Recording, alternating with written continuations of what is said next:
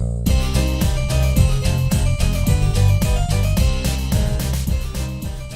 to episode 8 of the Vox Chatter Podcast, a podcast series where we discuss everything Warhammer 40,000 related with a focus on fun and casual play. I am Count Hillary, and tonight I am joined by Brett Smith. Hello. And Kyle Knox. Hello.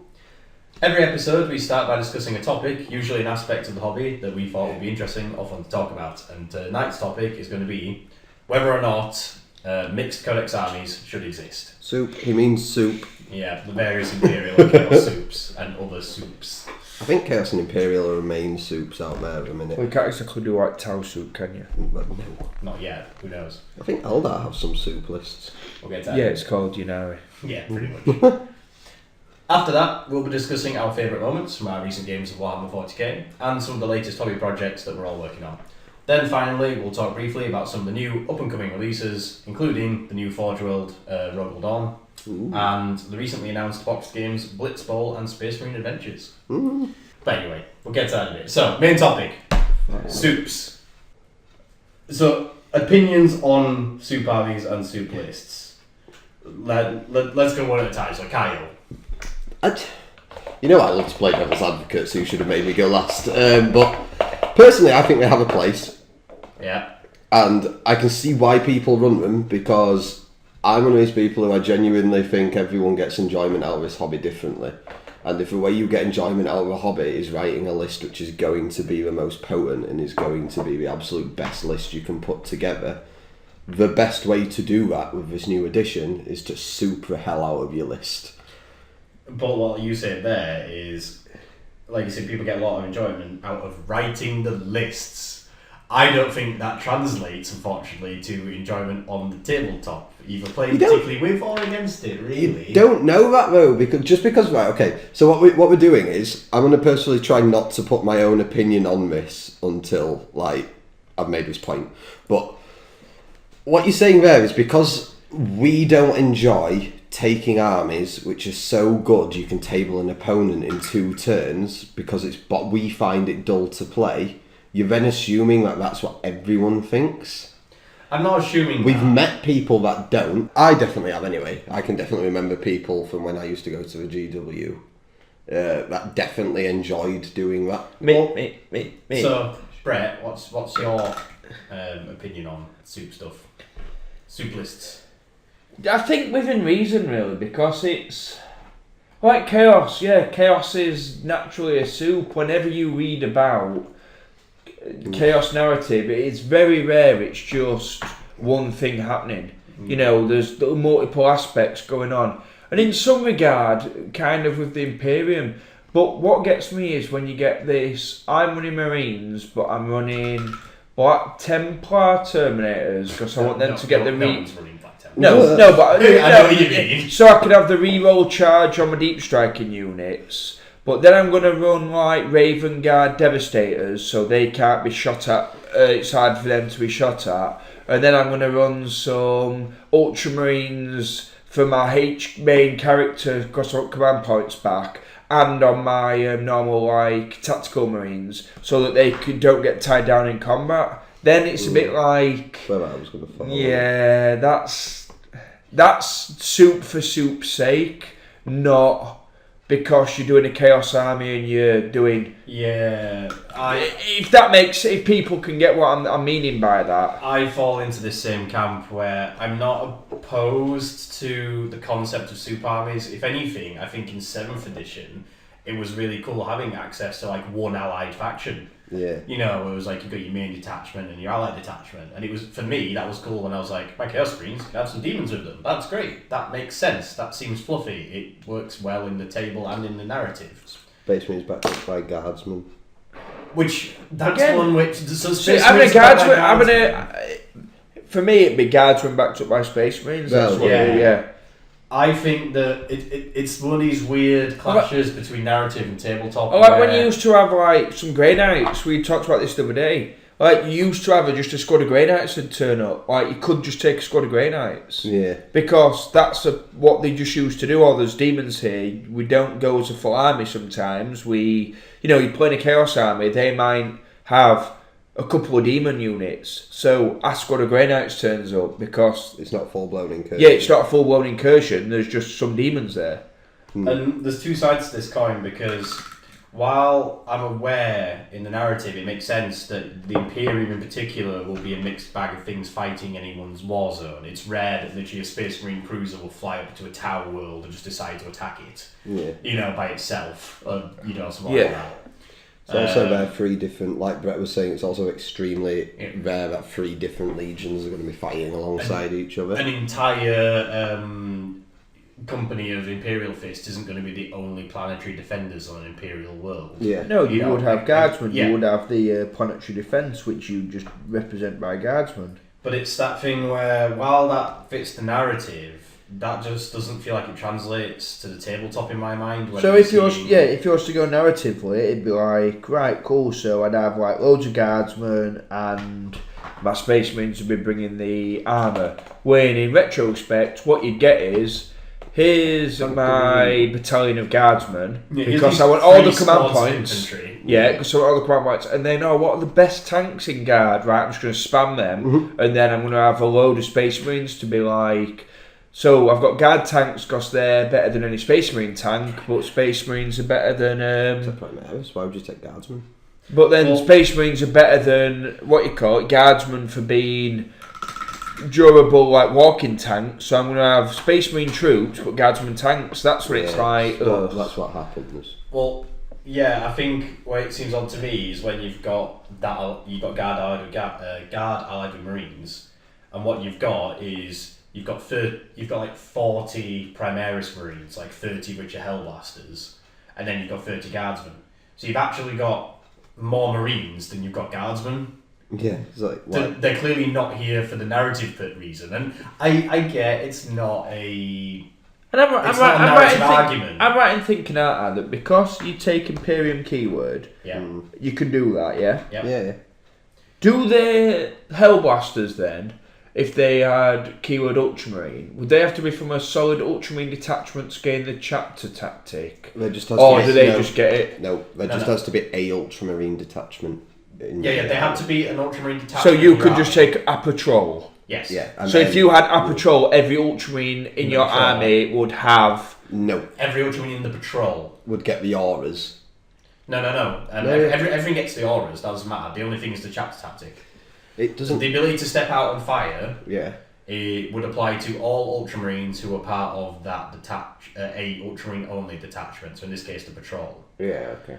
If he then also had a battalion that was pure guardsmen, say pure Katchans, then all the guardsmen in the battalion get the Katchan rules. So if you're not bothered about your Marines having the whatever benefit, you could just literally go keyword Imperium. So I'm gonna have Celestine leading a load of Primus Marines, which have got Lehman Russ battle tanks, and yes, because you're playing an Imperial detachment. And I've got Death Watch flyers. Yeah. Because everything in that detachment has keyword Imperium.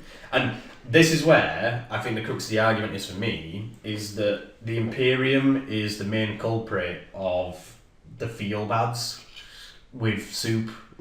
Chaos, apart from when you're literally mixing things like you've got 4 or 5 different like what I said earlier, here's 3 Alpha Legion Predators, and here's also, I don't know, Iron Warrior cultists backed up by some Emperor's Children Noise Marines, but just to be fun, let's have a Death Guard. On the same way that a squad of Grey Knights, or a squad of Death Watch, or a squad of Custodes joining in a Guard or Marine army doesn't feel too stupid. The same way that having a squad of Night Lords showing up alongside a Iron Warriors army doesn't feel too stupid. But it's when you've literally got, here's some Emperor's Children, and some Alpha Legion, and some Iron Warriors, and some Night Lords, and they're all being led by a Black Legion character. Yeah. But again, like Abaddon, who's part of the patrol. Like, soup within an army can kind of get me, but sometimes you can't avoid it. Like, so my Astra Militarum, for example, I haven't used them since the new book because I need to go out and buy some stuff to sort them out. But they are all the old Stormtrooper models. So the, like, what you call Inquisitorial Stormtrooper models, I've got like 80 of them. with special weapons and everything like that, and I use them as Scions. So you take Scions and you get their ability to, whenever they're at half range, whenever they roll a 6 to hit, you can make an extra shot. Great, awesome. That has no benefit to tanks. Tanks do not get that rule. Any tank you have in your formation does not benefit from that. So then you kind of have to soup within your own army because, well, why am I taking guard tanks that don't benefit from that rule? So surely I should then go and say, make some of my Scions sort of maybe Catachan so that they don't get any benefit, but the tanks which I can put with them do. Yeah. So then we ended up writing that list where all my big units of like 10 Scions were part of the Scion formation because they needed to be, and then my small squads of 5, which were basically like 2 squads have got 2 flamers in them. Well, let's make them Catachan because they want flamers. Then they can have their chimeras with them, which are Catachan, so that the 2 heavy flamers on the tanks can benefit and stuff like that. And then it's like it's kind of soup. But you're doing it for, I don't know, am I doing it because that's broken and the best thing to do, or you know what I mean? That's for me a grey area, because it's like, well, if I'm just playing for fun, then my tank should just be Scion and that's it. But then it just feels like, well, you're missing out on so much. Do you know, I almost think it would completely shift the meta, it would change things up, and I think it would allow soup to still be a thing, but it wouldn't be so prevalent or fluff breaking. This concept where it feels jarring when you see Celestine stood next to, Imperial Fist, stood next to Custodes, stood next to Guardsmen, stood next to Scions. Yeah, unless it's literally the end times, you're not really going to get that. You don't mention 40k end times. They might hear us. Yeah, they might hear us. Would be if they removed keywords Imperium and Chaos.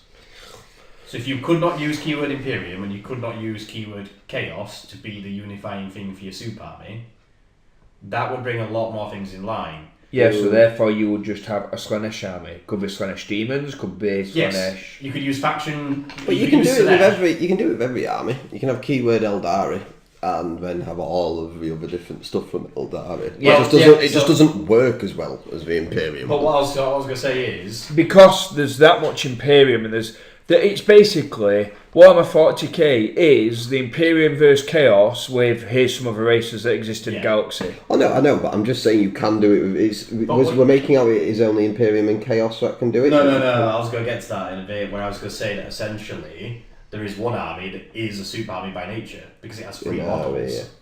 No. The Ynnari range has 3 models. Yeah, that's true. Everything else is a super component taken from another faction, technically. That exists as a core fundamental of the army. Yeah. So I get that there are armies that benefit from it, and that's why I wouldn't suggest removing keyword Eldari. I get that they need it because that army exists because of this concept. No, they exist. They don't. Ynnari actually, you just give them the Ynnari keyword, and you just get it. You have that army. Yeah, but that's you don't take them through keyword. No, but you effectively are, because you've got your army's keyword Ynnari. But what that's actually saying is you can now take these unit entries from these other codexes and they gain the keyword Ynnari in place of whatever they're supposed to be. Yeah, I get what you're shooting at. Now, you would have a few armies which are obviously very much intended to be faction armies for soups. Now, I've come to the conclusion that Chaos Demons are that in this edition, despite the fact they have their own codex on the shelf and they have done for a good number of years now and have a fundamental. I think you might be getting just a bit salty because you're struggling to write a list that seems to work quite well without including Chaos Marines. Just legitimate pure Chaos Demons. Yes, fine, I have a personal investment in it because I have a Chaos Demon army and I've always enjoyed them. But my point going back around is that, so I would now see Chaos Demons as very much a component army codex. This is to be part of the Chaos soup. In the same way that Codex Custodes is not a Custode army, not really. That's not how you can run it. You can, That's not the best or really intended. No, way, wait, let's get it right. Codex, shield captain on bike. Yeah, right, exactly. Like, if you're going to do it, there's this one thing in here that's good. The rest of the other stuff is just not bad, but it's bad by comparison. So all you do is you just take a Supreme Command and add them in your army. Or you've then got, like, Codex Harlequins. Codex Harlequins is very much essentially a soup component. It's not substantial. It's almost its own army, yeah. But not quite there. And it's just because of the unit entries, like... Yeah, so let's actually look at the Imperium armies, which are Codexes, I but... know what you're going to say. Imperial Knights. Yeah, Codex Imperial Knights. Codex I Assassinorum. don't want to talk about Codex. Index Assassinorum. Yeah. The index for the, what do you call it, Ministarum. They'll all get put together. Which is effectively going to get put with sisters, but... No, it's Imperial Agents, isn't it? No. Talons of the Emperor is what it was called. Yeah. Oh, there you go. It's that weird thing where maybe if you didn't have keyword Imperium, you had something like keyword Agents of the Imperium, which is the thing that allows you to have your sisters, your custodes, your inquisitors. They can join your other Imperial forces. But what you're not going to be able to have is your Imperial, your Astronautarum regiments joining up with your Space Marine chapters. They've got their very own distinct codexes. They gain support from... They're just as easily going to be supported by the Custodes, the Inquisition, the Grey Knights, whatever. So this may sound really, really dumb, but I only sort of play out of one codex. So I'm not fully sure exactly how you do soup. So if I want a detachment... Yeah. And then say I get a spearhead... Yeah. And then I wanted to take an outrider detachment. Yep. So do both them detachments have to share along somewhere the same keyword? Yes. That's how you run to it. be a battle-forged army, you need to have no units that are not part of the detachment. So everything has to fill a slot somewhere in a detachment. And every unit unit in the army must share at least one keyword. Which is how they get away with having... different chapter, because you just go, we're all from different chapters, but we're all Imperium, so everything on the board has a keyword Imperium. So we're all battle forged because we all share a keyword. Whereas then when you've got things like chapter tactics, which is if you have a detachment that contains only units with the Ultramarines keyword, all they gain a chapter tactics. Right, so I get how they do it now with the Imperium. So they take guard, 3 squads of guard and a commander, or 2 commanders, because it's like 100 points. Or whatever, then you clock all your command points up because the rest of your army is literally just here's a patrol, here's an outright detachment, here's this. So but then that's also why a Raven Guard captain doesn't provide his rerolls to Ultramarines. Because they don't have keyword Raven Guard. That's the other thing that it's relevant for, but that doesn't come up as much as the. But what you can do is go lieutenant, custode. Yeah, and then your lieutenants. There's my Vanguard detachment. Yeah. Lieutenant. Custode unit, because they're elites, I'm assuming. Take your elite custode unit. Well, so you could go Supreme Detachment, and you could have Shield Captain on bike from Custodes, and you could also have 2 Ultramarines Lieutenants. Now, the Ultramarines Lieutenants would not be able to back out of combat and fire, because they're not part of an Ultramarines. But they'd give every Ultramarine. But they would give Ultramarines re-roll ones to them, because they just provide that to Ultramarines.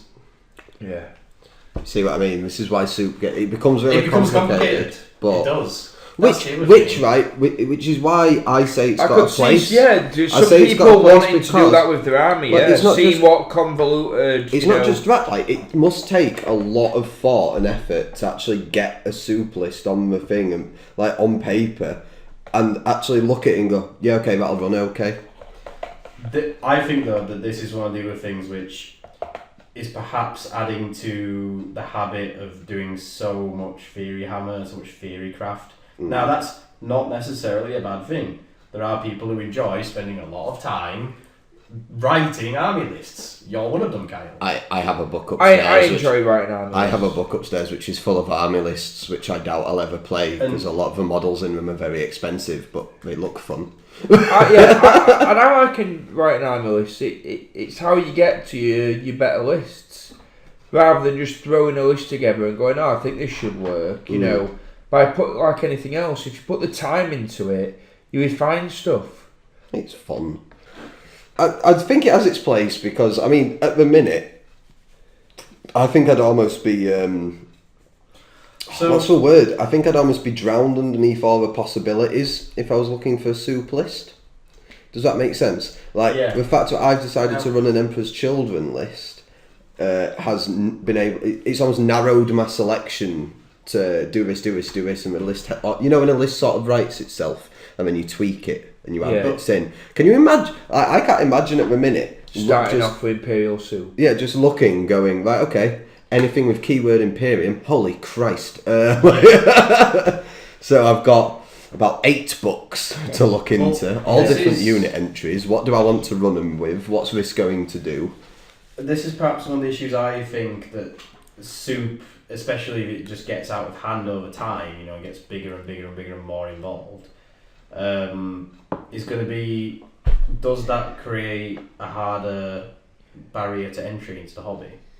I know what you mean, because as opposed to buying one codex, that kid who wants to start a hobby is going to have to buy 3 codexes. And alternatively, at the moment, the tournament scene is becoming a lot more popular as a social aspect of the game. People are attending a lot more tournaments in order to just go and have fun. Yeah. You know, that is a rate. There is a rise in that. People going because that's how they. Hey, I tell you what, I actually saw that going tournament and thought, looks fun. yeah, I wouldn't actually mind joining in one of these.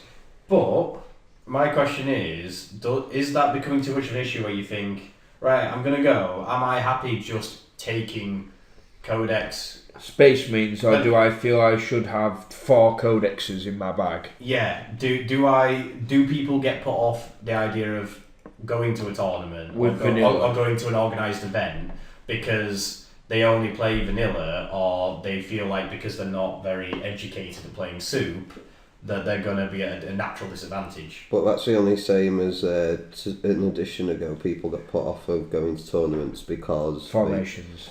Formations, and they didn't like how formations ran. Then before that, they didn't like the fact that you had big killy forge rolled things. There's always reasons to be put off. I know what you're saying, but there's always reasons to be put off tournament. The tournaments aren't entry level players. How often do you see someone in a tournament who's like, yeah, I've been in my hobby for a month? A lot more these days. The hobby's going through a renaissance at the moment. There's more people playing it than there's ever been. Yeah, and there's a lot more people attending organised events. But is that not people coming back to it? There's a lot of people. No, there is an aspect of that. Because the game's changed that much that people are actually, I'm going to give 40k another shot. But there's also a lot of people who are just coming into it because their friend who used to do it years ago is getting back into it and they want someone to play with, and then they're getting their friends into it who haven't played it before. They might get one person who's getting back into it, but he brings 2 friends with him. Yeah, I suppose it's now. But again, is soup not a good thing for beginners? Because you go, oh, I want to buy that unit actually. I don't want to do a full grey knight army. I'm going to buy a squad of. It does definitely allow you to do that. It you allows can you just to go, collect I can buy any Imperium units I want. It definitely. And then I can go from there later on. I suppose you can just throw it on the table. If you want to talk about the rule of cool, it definitely allows you to run the rule of cool. Anything you like the look of, as long as it's from Imperium. It might not work great as a soup army on the tabletop, but if you just like having cool as anything units, like you want that Shadow Swords, buy it. You can run it alongside your Primaris. You know what? Maybe it's us. Maybe because we've done the hobby for that long. Back in my day. No, but it has always just been vanilla, and soup is very much a new thing. It is a new thing. So it's one of them where. Are we a bit sceptical to it? Is it just because we imagine the game should be this way? It's because at the minute we focus so heavily on being fun as a play group, which is great, and I love being fun. Fun with competitive. You know, we play match play as opposed to playing open war or playing open play. But how we've said fun competitive is your list should be narrative driven. Yes, your list should have a theme. And because of that, our play group, it's that level of politics, where we have that sort of like gentleman's agreement, don't we? Where we know the kind of power level we play at as a group, because we're such regular players amongst ourselves that we know when someone's pushing the boundaries for us as a group. Yeah. So the thing with soup then, in the end, is I feel like it has a place in the game. It does. I get that. And for me personally, I think perhaps my bugbear is literally just with Imperial soup. I think that's the one that is where it seems to push the boundaries the most and create the most like fourth wall breaking situations where it just feels, or it doesn't feel natural. Having, you know, your chaos stuff with other chaos stuff feels more natural. The Yanari are literally designed to be a super army by their nature. You see, I think it's the Imperial Soup where it is almost like, you know, everything added together. I'd be more than happy if someone turned up with 2 different legions. Like 2 chapters? Yeah, sorry, 2 different chapters within an army. Because actually, that's a good point. what's to say an Imperial Fist army isn't having to defend something with... Don't, Kyle, you've already told me that I can now split my detachments into 2 and you have 1 Ultramarines and 1 Salamanders. Yeah, but who's to say, for example, that it would make sense if you had half an army of Raven Guard with half an army of Imperial Fists, because they're defending a place together, or even attacking a place together. I don't think it makes sense when you have, I don't know, 5 different chapters together. That's where it offends my logic. But what I was going to say is it's obviously not going anywhere. It is as intended, so it's very clear that this is what Games Workshop wanted to do. It wasn't kind of like... Yeah, but I think it's kind of good, because if you want to do another Imperial army, you can phase it in over games. Yeah. So Custodes has come out, right, I buy my book, right, what do I want out of Custodes? Well, I like the look of a normal squad, so I will buy a squad of Custodes and just drop another squad out of my army and add them in. Yeah. And can still play games with my new models that I've just got. So that's, I think, the reason why they've done it.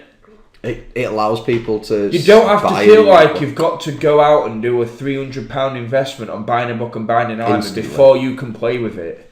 That's why Games Workshop have done it, because financial, like as a business investment, we're actually looking long term. Oh yeah, I get it from a business perspective. It's just whether or not it's healthy for the hobby, for the game. But it is in its own right. I think everything's healthy in the hobby in its own right, because you've got to understand different play groups will be more than...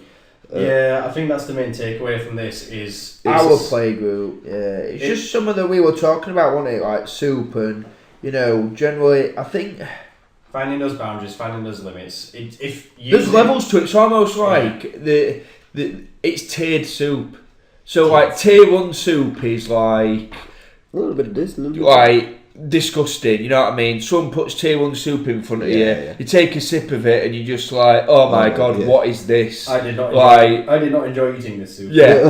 Then you've got like tier 2. It was indeed soup. Yeah. I'm no longer hungry, but I did not enjoy it. Yeah, then you've got I will not be eating soup again. Yeah, then you've got tier 2 soup, which is just like, right, I can see why you've done that. You've got a decent army, it plays quite well. You know, you haven't broken it, you know. Yeah, you've cooked, you know, it's a bit bitter. It's alright, but it's got a bit of a bitter aftertaste. Yeah. Then you've got like tier 3 soup, which you can eat all day long, and it's really nice. It's like, oh look, that. So it's the difference between here's Celestine with Raven Guard, with Imperial Fists, with Gulliman, with Custodes, with Captured Artillery and Valhallan Conscripts. Yeah. Through to, oh look, it's World Eaters and Corn Demons. Yeah. Or even if you're going to throw the Imperium keyword in there, it's like, here's a unit of Raven Guard Devastators. A couple of Raven Guard Devastators backing up the rest of my 1 chapter army. Alright, you'd be a bit like, yes, but... I don't know, I'd stomach it better. I'd stomach it better than somebody being like, here's Raven Guard, here's Minotaurs, now here's Ultramarines, so I can have Gulliman. Here's now, you know... I can't think of any others quickly off the top of my head, but you see where I'm going with this. Yeah. Like, if we got games in every week, like 2 games in every week, then it'd be a bit more better to go, I just want to try this army out, see. Yeah, it's like, yeah, fair enough, because I play regular, but feel like when you play once every 2 weeks, you don't want your 1 game in 2 weeks to be a game. Your giant little fun list. Yeah. I'd love us to... do you know what I would really enjoy, though? If within our group, we had... a game day where we went, do you know what? Silly lists. Soup lists. Maybe something to try. Be interesting, because we're judging tier 1 soup just on looking at it and being like, whoa, that can't be fun to play against, or oh, that can't be fun to play with. Have any of you ever actually played against tier 1 soup? No, because exactly. Our group. Yeah, exactly. But has anyone in our group actually got a tier 1 super army. What I'm saying is, does There's it a Gulliman walking around, so... does it not interest you, the idea of maybe having a day where we almost greenlight it for a day to see what people because think? what happens is, Kyle, once you step up to that plate and you taste tier 2, you know what I mean? There's no going back down. It's an acquired taste. It's tasting so bitter. It's tier 1 soup all the way, then. It's like learning to like black coffee. If someone starts offering you black coffee all the time, eventually you'll just like black coffee. So guys, definitely let us know your thoughts on whether or not mixed Codex armies or soup lists should exist, and what place you think they have in the game. Every episode, we like to look back at our recent games of 40k and share some of our favourite moments, those that were particularly memorable, hilarious, or just super tense. Now, recently, as a group, we all went down to Warhammer World. Not me. No, not Cal. Fodrick Cal was not there, he was too busy. But when we were down there, we had a very large scale, like 6,000 point game between the 5 of us. And so it was 3 forces of Imperium, so Minotaurs, Ultramarines and Mechanicum. So Ultramarines led by Gulliman, Mechanicum led by Carl, and Minotaurs led by Captain Atreus. And they were across the field from a whole bunch of Death Guard, including Mortarion, and a bunch of demons from the Warp, tons and tons of them. But Brett's favourite moment is straight out of that game, so what was it, Brett? Well, I'd like to start off with the fact that for the first time ever, I fielded a fully painted army. So that felt awesome. That was like straight up, nice, fully painted Games Workshop Games Workshop board down at Warhammer World. I had to really take a moment out of that, and that was a really cool moment for me. Just through like 15 years of doing the hobby, like somewhere there's always been some unpainted models across my range because I always changed lists. So actually seeing a fully painted army, that was awesome. But the actual favourite moment from the game had to be, so my newest squad that I had painted was a squad of veterans with chain spears. So I have converted my Minotaurs to have spears as chainsaws and 2 melta guns. So Mortarions just hacking up Gulliman. Gulliman's a corpse on the floor, he's rotted to death. I've had a Dreadnought that's run in, he's dealt some damage to Mortarion, but Mortarions are inevitably like cutting down. So this squad of veterans goes running in. Most of them died to the rot apart from like this one Marine. This one Marine then like proper just Spear of Destiny styles Mortarion, who's on 1 wound with his 3 attacks, gets 1 attack through. James fails his save, fails his feel no pain, Mortarion's slain. So just like full on hero veteran Marine. And then he died to some gimpy psychic power. Was it Smite? It may have been Smite. He just got smited. But the fact that one veteran warranted just like being smited just like out of spite from James and the Bingo players. So yeah, that was definitely my takeaway favourite moment from that. That guy's like next in line for promotion. I thought it was particularly funny watching it because just what was going on in the battlefield, I wasn't really involved in the scrum that was going on in the middle. I thought it was really funny watching it because there'd been like 2 or 3 squads of Marines, 2 Dreadnoughts, Mortarion, Gulliman, a Blight Drum, some Demon Princes. Like there'd been all sorts of stuff just sort of leading into this growing like muddle of a combat in the centre while the Primarchs are duking it out.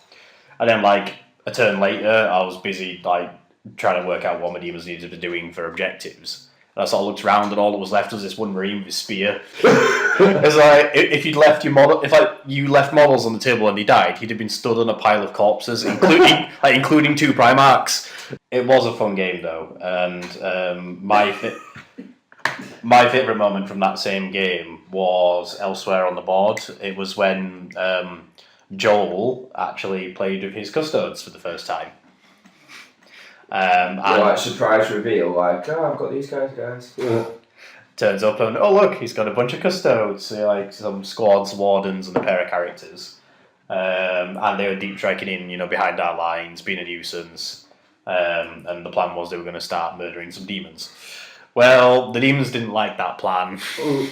So instead, we summoned a horde of demonettes, and a demon prince came flying over to stab them all up. Well, for me, it was a favourite moment because it was really scenic. Yeah, it was just like Last Stand. There was like a sea of demonettes, demons, and everything just fighting off these custodes. Because there was 7 big custode models, which included like a banner bearer and a captain. So it was clearly this, fighting formation of custodes. Yeah. It was pretty much its own like mini army. I think like 1,000 points of custodes really. And I dropped in a full horde of 30 demonettes and had my Zinchian demon prince come flying over.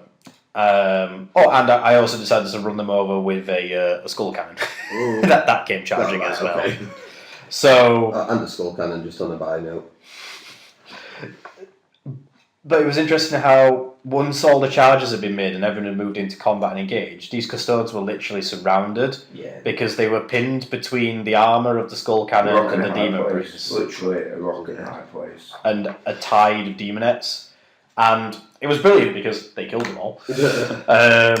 But it was also, it just looked like those scenes you see in artwork, where it was like, here's like a gaggle of custodes, and they're just surrounded by a sea of demons. That game though was so cinematic because we were playing on the big Imperial defence line table down at Warhammer World. So some of you might have been there and seen it. If any of you don't, you can check it out on Games Workshop website. We had the Imperial defence side. So like we were all sort of castled up in the trench lines and everything like that, and everything about that game just looked so cinematic. Like you charged 30 plague bearers into my Minotaurs, which were in a trench line with the captain stood just behind them.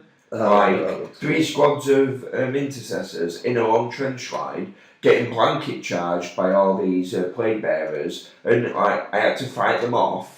So like 2 turns managed to sort of get rid of all these plague bearers through morale, shooting pistols at them and all sorts. So the turn after I just killed them all, my men were like, we defended the lines. Yeah, 30 blood batters dropped in and started to charge them. So they were just like, oh no, where to? Like over the trench line, you could just see like where all the custodes had been massacred, and there was like wave 3 was 30 demonettes. And it was just like, wave 3's coming in. If you want Marines and it were more human, you can almost imagine them being like, we did it, John. We can go home. Don't look behind you, Bill. They may have got eaten by demons. Because you know what is incredibly useful for killing custodes? What? Damage-free demonic swords. Yeah, that'll do it. Very convenient that they only have 3 ones each as well. Each month, there are a number of new and upcoming releases from Games Workshop, and we'd like to take a look at some of them and discuss our thoughts on them. Tau. Yeah, so it's... Tau, mark on your calendar, 17th March, pre-release Tau. Yeah, the other week... Then also mark on your calendar, which I'm assuming is 7 days later, is the 24th of March. Because that's when you'll be playing your first Tau games. Yep.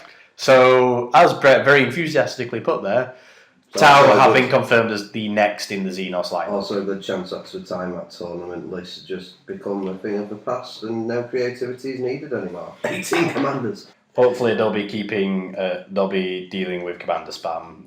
And it's not even that commander spam is like dominating the tournament scene. It's not. Yeah, that's the only Tau list. Yeah, it spoils any other kind of Tau list. Why would you take anything other than a commander? No, I know what you mean. I know. We'll change it because we've changed it. That's one of the things that... I don't think we'll change it being a viable list. I think we'll just make other lists worth taking. They'll get the stratagems, so it'll actually make you want to take other units because they will have cool stratagems. That's all it is. I don't think you're going to get your points reduction, so stuff that they initially got wrong with the release of 8th, and they'll be bringing it in line with what's the other codexes with their price drops. I just really hope they don't swing too far back the way of the Riptide again and make it too cheap. We've already lived through a cheap Riptide. Don't bring it back. Make it fair. Yeah, for making it fair. Yeah, they kind of went too hard on the Riptide, I feel. Okay, so we've had it too easy. We've had it too hard. Let's land in the middle. Everyone's happy with the middle. We don't need to go too easy again. No, I don't think you do, because again, when you're playing between a group of friends, playing with something that you both know is drastically underpointed, and overperforming isn't necessarily fun. Oh, I know. It needs to be a midpoint, doesn't it? It needs to be a midpoint. Which hopefully they'll hit. Yeah. And then it should be fun. But I'm just excited, and you know, That'd be good. They have already confirmed that you are going to be getting faction rules. Over the next 2 weeks will be when the Warhammer community page will be slowly drip feeding us more and more information and stratagems, relics and such. And over that same time period, I will be drafting up and posting the first of a new Tactica series on the channel. Basically, so as the information gets given to us by Games Workshop, I'll be putting it all together into just a little quick roundup video for people. So it'll just be a few, shared thoughts on the various things they've given, information revealed about relic stratagems and so on, and that'll be up. My intention with those is when the products go up for pre-order, that's when I'll post a video. That's will be the cut-off point of, right, this is everything we know so far. Yeah, so you can almost go on, watch your video, catch up with everything that's happening with town. And go pre-order them now if you're interested. This is some stuff from the book. Anyone seen what the Forge World things released this week? What Necromunda. Forge World are going to release an expansion to Necromunda where it's not just the Underhive anymore. Ooh. I've seen they've announced Gene Stealer cults are going to be. Gene Stealer cult. Hive Gramoris, which is where you're still in the same Necromunda hive, but that's like the graveyard bit of the hive. And they are aiming to do the political heights of the hive, so the upper hive gang warfare. So in addition to that, we've not had a chance to cover him yet, but Rogal Dawn has been released recently by Forge World. Yeah, I was not a fan of that model when I first saw it. And then I saw it in person, and I was like, oh my god, why did they paint it on metallics? Does it look good in metallics? It just looks... there's something about the way that the non-metallics is done. So you've got a really detailed model, and non-metallics just seems to joyride to all the non-metallic basic plating. Yeah. So you don't get to appreciate all the... Oh, has he got loads of, added bits to his armour then? Yeah, he's got really detailed armour. He's got relic armour, like any Primarch. Oh. It looks nice. It looks really nice, and we actually saw him in person when we were down at Warhammer World. Did you get an autograph? But he also had in the cabinet though the actual model that they show off, and in person again, the non-metallics, the way that the guys painted it looks absolutely sick. It's just, I don't know, for whatever reason, the way it comes across over the internet and in the White Dwarf and stuff, I was just like... Doesn't photograph very well. Yeah, it was just something about it that I was like... It was a pose for me. I was like, Valdor kind of looks better. The pose for me, whilst I understand why they've gone with a very static pose, because I am Dawn, I am a protector of terror, none shall move me, you could have still had him at least looking like he's going somewhere. No, because then you get the Fulgrim effect. What do you mean, Fulgrim effect? I've seen Fulgrim. I like Fulgrim. Well, I found someone that likes Fulgrim. What's with Fulgrim? What's right with Fulgrim? That's the only thing I didn't like. It looked really static, and I get why they went with static, but I think... Yeah, because it's almost like, right, I'm not moving from this spot, Yeah, but then why isn't he holding his chainsword in a sort of defiant way then? He's not. He stood statically, basically resting on his chainsword. It says to me one of two things. It's almost like you stood at the back of your army looking out across the battlefield, kind of thing, isn't it? It's like... That's what they've gone for, but that's not what I liked. And I think with how modelling is now, all you had to do was put a bend in a knee or something and it'd just make him look a lot better. That's all. That's like... all the Marines we're painting look as though they're just sort of on the move, and none of them look like they're sprinting across the battlefield. But I don't know. Dawn just looks like he's stood there, not going to move anywhere. Yeah, like he's having a pitch taken. Yeah, I get where you're coming from. I get that. But I did think the model was nice, and it was a nice sculpt from Forge World. I just didn't like the posing of him. But also Eisenhorn. Oh, that model looks sick. Yeah, we've had Eisenhorn. He's new. This week, Eisenhorn's cool. So his rules are so characterful as well. Yeah, like you can just it's all based on Sheridan. Cherubale. and then like he's a radical and the Imperium follows around and like, yeah, we're not. Well, that's it. And he allows anyone within 9 inches of him to use his leadership, which is leadership 10 or something. But then as soon as you summon the Demon Host, you can't do that anymore. But you have summoned the Demon Host, which is strength, toughness, wounds, attacks. I thought that was a really clever 2 way. more than any Demon Host. As long as it's within range of him as well, it gets a bonus to its invuln save, far up. And to hit. He gets to reroll a bunch of stuff. Gets to reroll. Yeah, and I was He just gets to like, reroll his wow. to hit and wounds, which is like Yeah, it strength becomes 8/2 plus to hit Demon Host. Just Demon Host on right. I did think that it was a very clever way of representing turning radical as an Inquisitor. Like, everyone gets to use your leadership until you go too far, and then people stop trusting you. Did he just bring a demon into the battle? I think he did. Is the demon working for us? I think so. I'm not okay with this. Eisenhorn seems cool, and Lewis has just picked one up himself, so I'm sure we will see one gracing our local battlefield I sometime kind of soon. want one just so I have an Eisenhorn. I love those books. I think it's going to be one of them where like a lot of us in the group have it. Some of us, I'd have him in my Skion army. You know. I don't have an army for him, but Just like, have him as a model to sit on your shelf. maybe. That's why I've got the Raven Guard jump pad guy from the Death Watch team. I have him just because I like the model. Apparently that's where I've got time. Like those books are awesome, and I think they got him across really well as like his staff. I like all of his weapons as well. His staff's crafted off his own skull. Yeah, no, Yeah, it's an exact. No, yes, exact replica. The skull at the end of his staff is an exact replica of his skull. He had his head scanned, and That's his own skull. Yeah. That's cool. Made out of psychic power enhancing obsidian.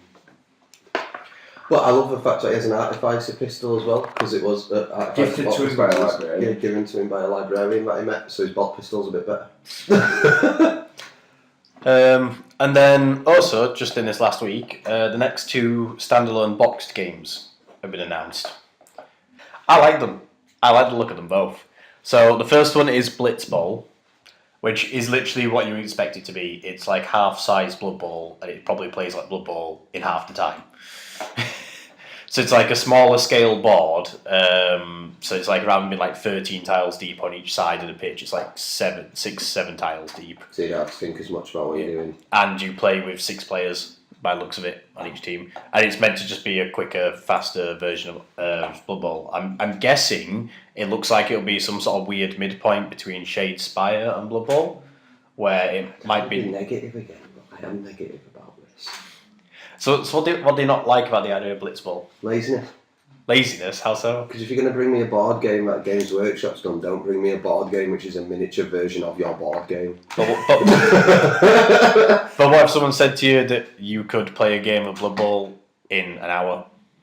That's fine, but... I suppose it's like be good for if it's small, like if you're going on the train like down London or something. No, it's still a Games Workshop thing, isn't it? So it's still going to be... It's not the fact... It's not what it is, it's what it represents of the fact that I love all of the Games Workshop themed games, like Relic, Chaos in the Old World. But if you're going to tell me that there's a new board game coming out, and then you release Blood Bowl miniature, I'm going to be disappointed in you. Like... I remember the other one they've done is Space Hulk in a box, like Space Hulk miniature. It's a little different to that. It's close, but different. So the one thing that I do think was a shame with Blitzball, though, is it is again humans v orcs in the box. Lazy. Yeah. Because we've got the models, and we just go, here's 6 models that you get if you buy Blood Bowl. So no, I you get agree. less if you buy Blitzball. I agree with that. I think it's a shame they didn't pick some other teams. It could have been Skaven Dwarves. You know, they've already got the models for those. They've already got the casts, and you could have had something different to humans and orcs again. But Or anyway, even ways to 6-man I see, teams but- that you could just get double off, so you buy it twice. You know, yeah, buy one each with a friend, then swap the contents, and you've got a full orc team or a full human team. But if it just But been not something even- over the not orcs even and that, humans, if they'd gone, oh look, it's high elves versus dark elves, and you know you could just get this twice, and I do get why they've done it, though, Teams. because there isn't an argument it's a way of getting people into the hobby. yes, it is because you buy a quick intro game, slap some models together, you think, this is cool. the kind of models that are coming in coloured plastic again, you know, so like if you're not getting straight into the hobbying side of it, you don't need to. You can just get into the gameplay side of it. Yeah, they're not great. And Yeah. I get where they're coming from and I get why they've done it. It's just, I don't know. But like Blitzball, I like as an idea. My only issue with it is the choice again of humans and orcs. I think that's a bit of a shame. They could. Yeah. I think Skaven and dwarves would have been a brilliant choice for it. But anyway, but nice idea. I don't think I personally will end up getting it because I don't need miniature Blood Bowl in my life. I'd rather play Blood Bowl. Yeah, I'd rather play Blood Bowl. I think it's a nice product, and I'm sure There those. is that as well. Like, if you're going to play Blood Bowl, why not just invest the extra couple of hours in? If, for people like us, yes. If you are going to introduce somebody new into the game, Be a good way to do it. Blitzball would be a good way to introduce people to Blood Bowl. Okay. If you're going to sit down and go, hey mate, yeah, you got interested in the other day when you just saw me, you nipped round and you just saw me in the middle of a game of Blood Bowl. Do you want to come round for 5 hours and learn how to play Blood Bowl? We'll have one game. Yeah, fair enough. I suppose it's. Yeah, you're gonna lose interest. You're gonna forget what's going on.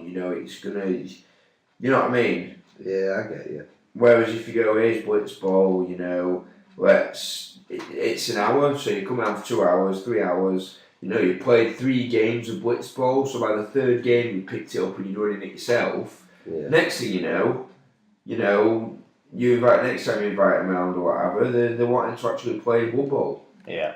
And that's what I think it's going to be good for. But then, there's also been announced Space Marine Adventures, which I like the look of. So you're right, the most comparable thing that exists currently is Space Hulk, because it's a tile-based like exploration game. It's essentially a bit like a dungeon crawler. Space Marines versus Gene Stealers. No, it's not. I thought it was. No, it's versus Necrons. Oh, maybe, The whole I haven't looked into this as much. Maybe I just, because I think I looked into Blitzball and sort of went, well, I'm writing that off. No, Space Marine Adventures, this particular box is, they're exploring a Necron labyrinth, like a tomb, and you'll be fighting your way through Necrons in it. But it looks like it's rather narrative driven, so from what they've shown of the game so far, they haven't shown gameplay, but they've shown like some of the contents, and it includes like narrative cards. So things are literally, you're going to create a story as you're doing it. Dungeons and Dragons? A bit like Dungeons and Dragons, and a bit like the Fighting Fantasy books. I think it's going to be a little bit like that, where you make a decision based on what's going on in the story in that particular run. That'd be something I'd be interested in getting once I'd actually seen what it is. So you clearly have just been citing something you had no idea what it was. No, I just I looked at the Blitzball. That's what I'm getting from that, Kyle. Yeah, that's what I'm getting from that. I looked at the Blitzball. And I'll admit, I looked at they were on the same release thing, and I read about the Blitzball and looked into a Blitzball, and I did write off the Space Marine Adventures. I think it's literally going to be a weird blend of Space Hulk meets like the Fighting Fantasy books played as a board game. I take back what I originally said about the Space Marine Adventures, because that's me just seeing that they've done Blood Bowl However, miniature and assuming they've done Space Hulk miniature. Yeah.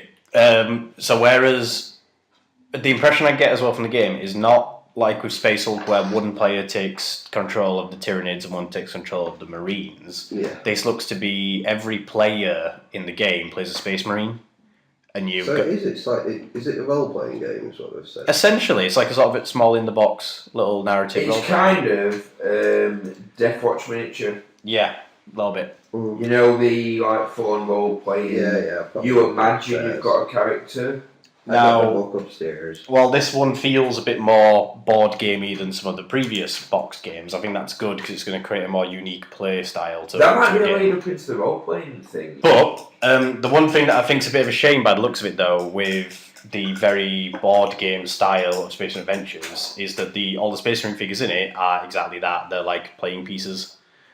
They are a Space Marine model, but they look very like they're just 4 different coloured plastic versions of the same pose Marine. Oh, okay. So you're literally I'm playing the Red Marine, you're So playing the Yellow I'm Marine. literally just moving the Red Marine, and whilst the model is just to help people represent sort of what an experienced role player wouldn't need. But, that said, That's just a playing piece. There's no reason why you couldn't convert up your own marine. Oh to yeah, be I get your- that, but that's I know what I what mean. he's saying as well. If it is roleplay based, obviously paper-based roleplay. Once you're experiencing that, you don't have a model. You Yeah. just sat there roleplays. Maybe it's because I'll admit I got into roleplay through Dungeons and Dragons because it's easier when you have a model. Yeah, I found it hard to visually first do roleplay without having a model. Yeah. And then the last thing that they've released this week is actually an Age of Sigma release, but it's a terrain piece, and I actually think it'd have some applications in 40k. Oh, Ruins. Yes, the ruins. I thought it looked good in 40k because they've set it out in one of the pictures and it looks almost 40k like. These are the Azurite ruins. Azurite ruins. So that's the It sounds very box interesting, colour. Marvin. Oh, so that's this reminds me of the old Lord of the Rings stuff. But what they remind me of. An actual application on the tabletop is the Cities of Death things because they're that kind of modular. there's They a look like Greek ruins, Yeah. which should fit my man. there's one part where we're on a battlefield with like the If you're at the bottom of the article, there's more of them built up into more of a battlefield. Oh my God. That looks like it could fit 40k, doesn't it? That looks very. That would look like 40K. an army of parade army for me to put my models on. How cool! Yeah. How cool is that? Like I like them, and I do think they'd have applications on a 40k board. a bit of a paint scheme. You'd have to Yeah, paint yeah. them up right. Get rid of the treasure chests, put ammo crates there instead, basically. Yep. Alright, when I look at that, Um, if someone said that's some new 40k terrain, I'd just automatically assume that were ammo dumps. Yeah. Yeah. And and then zooming in, I'd be a bit like, alright, are you sure? No, they. I think they could be used quite nicely as some Yeah. ruins in 40k. No, I agree with you. I think you can use them as 40k. I I'd was a bit. quite I use sort of them. just skim read it while I was walking to meet. They'd them be good today, to put with actually. like the Eldari ruins. That's what I mean. I see them as being in somewhere that's a little bit of a jungle environment. You Yeah. wouldn't put them with the gantries and the No, walkways. they wouldn't be next to the No. Mechanicum terrain, but they could look like they were ruins where there was like some just literally just shipment containers, maybe a Throwing bastion, some wrecked Imperial vehicles. Aegis defence line. Yeah. Just You a know. few wrecked buildings as well. A few more wrecked buildings would work. But yeah, overgrown Death World's terrain as well. I would think say it looks Aegis amazing defence alongside line. I think they look too run down for Aegis defence line. I'd argue sandbag line would look cool. them. Maybe. It looks a bit more like I could see that being 40k. Yeah. I think they have applications for it, and I think they'd look nice. If you added if you do all it right. some of the bits, it wouldn't just be pick this kit up, build it. Well, look, like you could with the 40k terrain, but It'd look nice though. yeah, if done right, put a bit of time into it. Yeah. So, guys, this has been episode 8 of the Vox Chatter Podcast. Thank you guys for joining us again and listening to the show. If you did enjoy it, don't forget to give it a like. All help spread the word and share it with your friends and local hobby group. It really does help support the show. As always, be sure to leave your comments below and let us know your thoughts on whether or not mixed Codex armies should exist. If you have any questions or suggestions for future topics, be sure to include them, as we're always looking for great ideas to discuss on the show.